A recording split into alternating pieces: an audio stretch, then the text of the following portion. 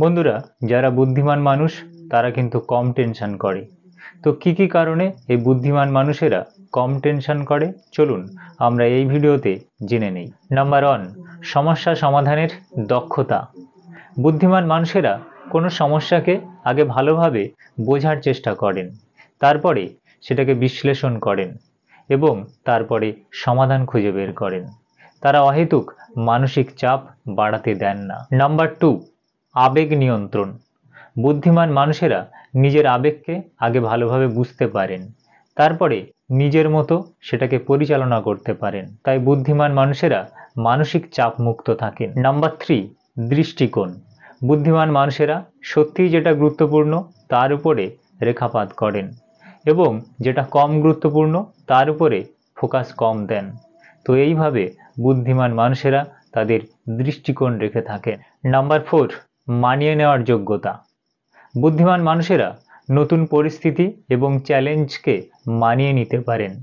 তারা অনিশ্চয়তার কারণে মানসিক চাপ বাড়াতে দেন না। নাম্বার 5, আত্মসচেতনতা।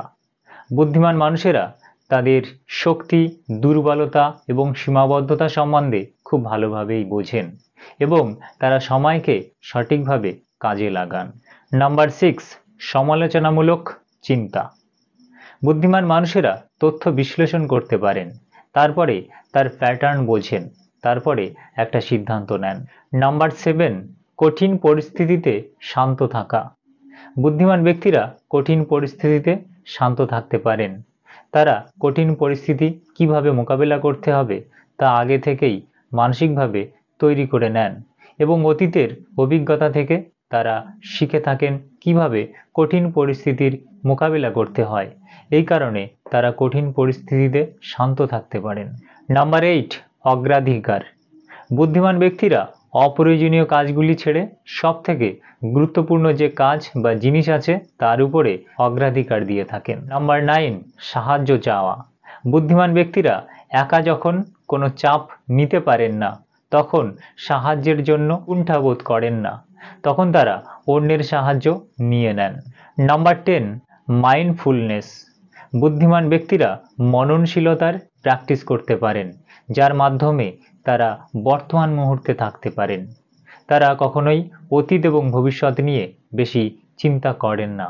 বন্ধুরা, বুদ্ধিমান মানুষেরা এই সমস্ত পন্থাগুলো কাজে লাগিয়ে সম্পূর্ণভাবে টেনশন মুক্ত থাকেন। আর আপনিও যদি এই পন্থাগুলো অবলম্বন করেন তাহলে আপনিও সম্পূর্ণভাবে টেনশন মুক্ত একজন মানুষ হতে পারবেন।